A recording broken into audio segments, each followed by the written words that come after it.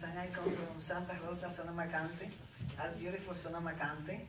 And then, I started practicing in 1977. And then in 1980 or 1981, Mrs. Winquist was assigned to our area there. So, we live in this beautiful place where we do chakabuku, we relax, I can practice, but we relax. And here comes this strong, determined woman, really. I go, and then the most beautiful thing is like, she really put us in our feet. And just to see that she drove every day 2 hours and a half to Santa Rosa, 2 hours and a half back, it was amazing. And we're talking about that she will come, she will get to Santa Rosa at 5:30, and she will leave Santa Rosa at 1 o'clock in the morning, and the next day she said again at 5:30, and we go, what? So we really had to get with it. She was very strong and very determined, and she was really very encouraging, and she really teach us how to practice, and that I will never forget Mrs. Winquist. One thing, coming every day was really inspired us and really encouraged us. Because just for us to go to San Francisco, it's like an hour, and we say, what a long trip. But to her, she was there every day. And she will leave at 1 o'clock in the morning, and the next day she's there, like nothing happened. And then February and August, Chacabuco campaign, we had like Saturday and Sunday open Chacabuco, the whole day meeting. And she will be there 10 o'clock in the morning, she will leave midnight, and she said the next day, 10 o'clock in the morning. I go, Mrs. Winquist, so you sleep? No, doing Chacabuco. It's Chacabuco time. I go, okay. So by the time I cleaned the house, by the time I got ready, the whole thing, she was there. And everybody said, I go, Mrs. Winquist here? She was there. So that was so wonderful. She was amazing. What a determination. I had 2 wonderful sons, and she was really talking to them. And my youngest one, Ivan, also, it was my biggest headache. And he would be running around the house, and she would taking and teaching Coño. He's a good boy. I go, no, he's driving me crazy. No, he's a good boy. I go, thank you. He's going to be a great leader. I go, thank you. I go, never thought about it, but he was. A great leader. So then she teach us how to do geisho. We didn't know geisho. So in the 80s, early 80s, she took us to do geisho. And she took my 2 sons to do geisho. And they would bring people to the meeting. Then, had Chacabuco meeting, and she goes 6 o'clock, and she go. Really safe way, 11, she would come. With Chacabuco, So she was such a wonderful. And then how can I ever forget Mrs. Winquist? Every time I saw her in San Francisco, I go, Mrs. Winquist, we miss you so much. And she said, I miss you, all of you too. She said, but you know what I miss the most? I go, what? Because every day after 10 o'clock we cook for her. And she said, I miss your chicken. I go for it now. Thank you very much. Thank you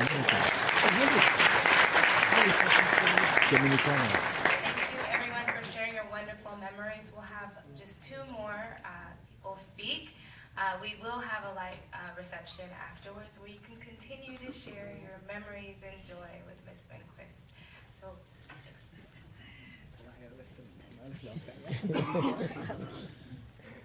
Hi, my name is Mika Yamanochi, and I just really wanted to share why I am here today. It's in 97 March, first time I got the guidance from Mrs. Winquist. That time I had the cancer surgery, thyroid cancer surgery. Doctor told me, okay, we did everything we could, and just a good luck, go home, anything. You should eat anything what you like to eat.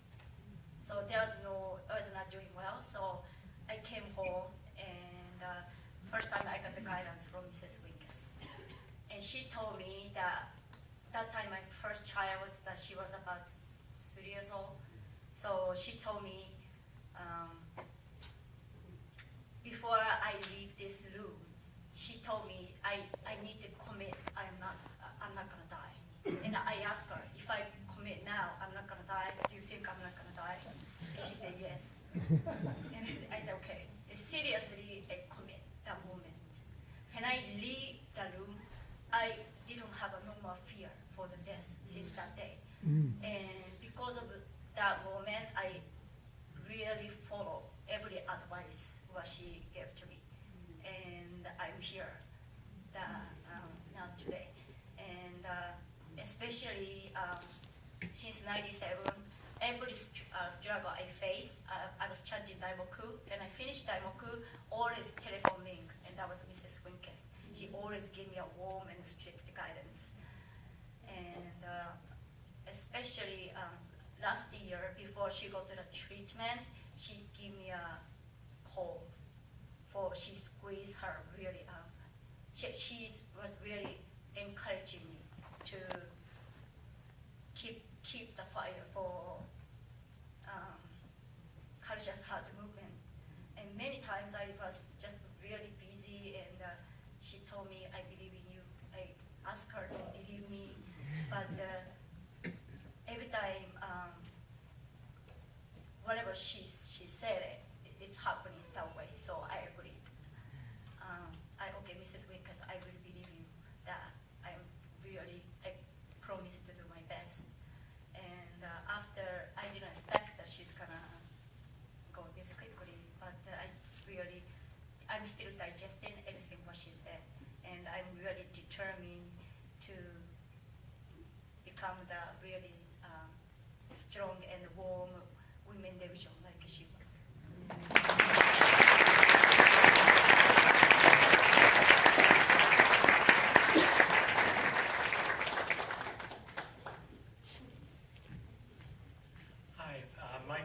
Stanfield. My family and Mrs. Winquist go back a long, long time. Back when I was a little child, Mrs. Winquist and Mr. Winquist were living in Martinez.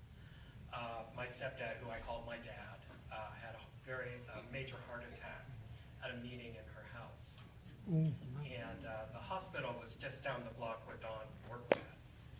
And so immediately my father was rushed to the hospital, and Dawn and Mrs. Winquist took us under their arms and under their wings, because my mother was busy at the hospital, of course. The doctors are like, just flat out, she needs to be there to say goodbye to her husband. You know, it was that bad. And when I was that little child, I was very scared. And then very happy, because Mrs. Winquist was always that happy place we went to once a week.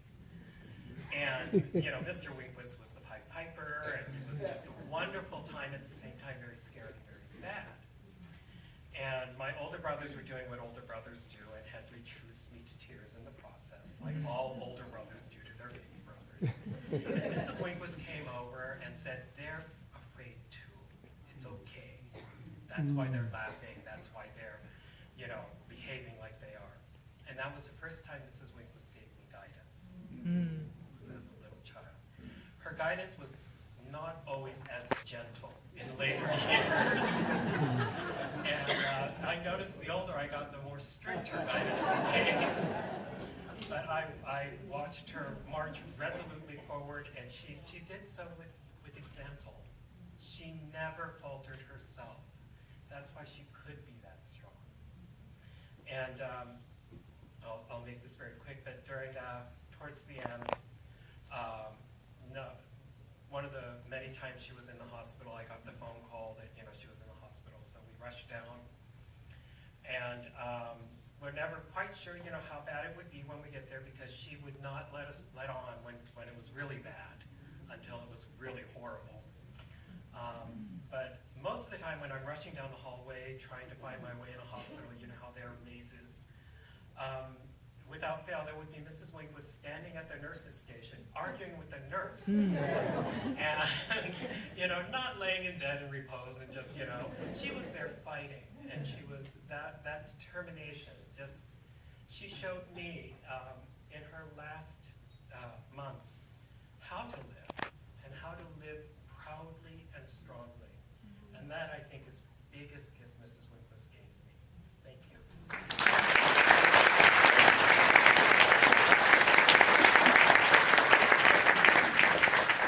Once again, thank you everyone for sharing. We will now have closing words by Jim Crump.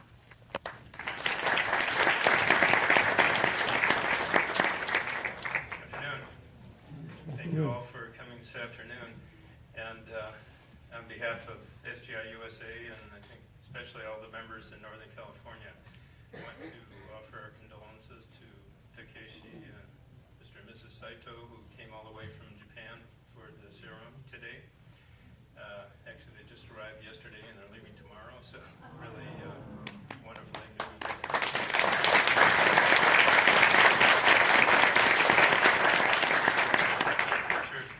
posterity to sit through a 2-hour meeting that's all in English, so I appreciate your patience, but I think everybody in this room had, many wonderful experiences with Mrs. Winquist, and we could probably stay here all afternoon and evening just, reminiscing. And I do too. In a way, I kind of feel like Takeshi's sort of my brother. We're zone leaders together and did many activities together, so I kind of feel like Mrs. Winquist was my aunt too, and very strict aunt, but in some way just profoundly, amazingly sincere and humble person. And many times she would call me and actually ask me for advice, and I was kind of like, Mrs. Winquist, I think you could encourage me.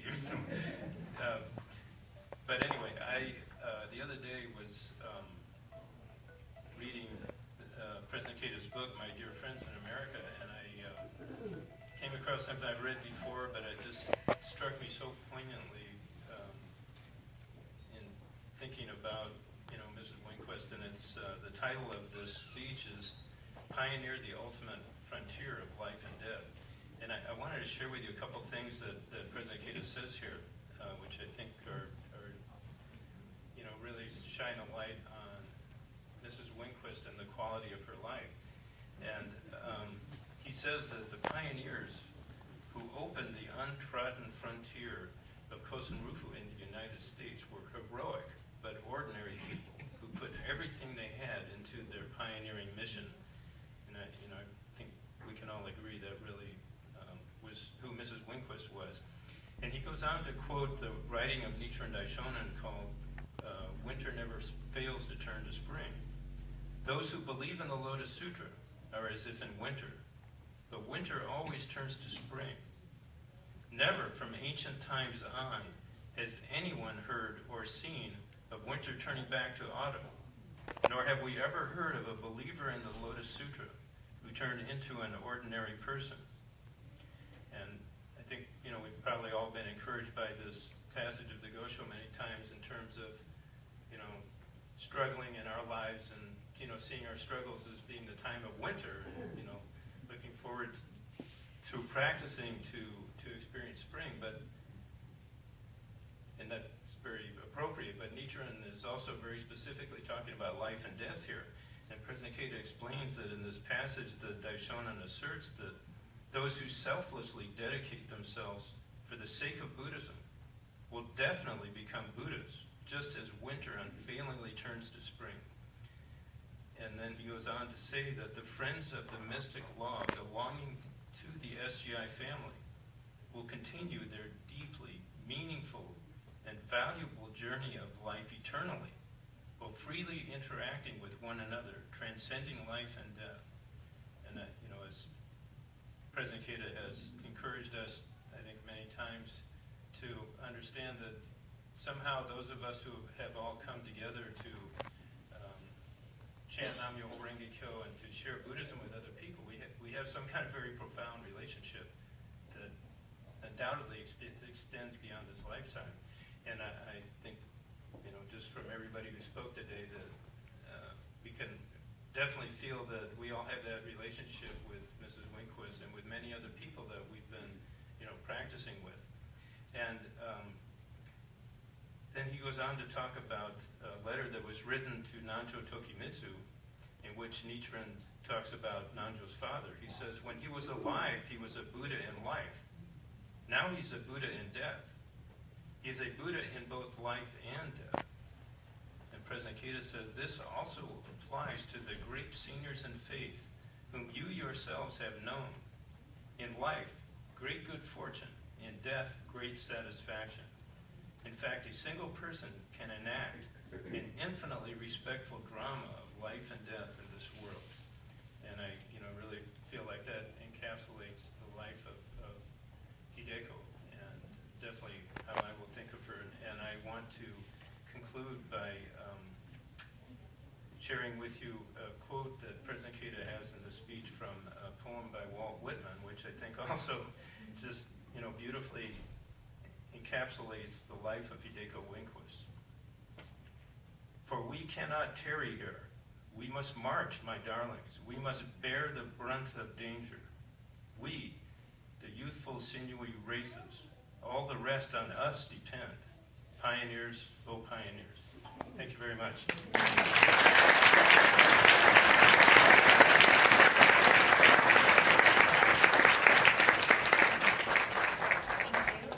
Let's conclude this afternoon's celebration of Mrs. Winquist's life with chanting Nam Myoho Renge Kyo 3 times.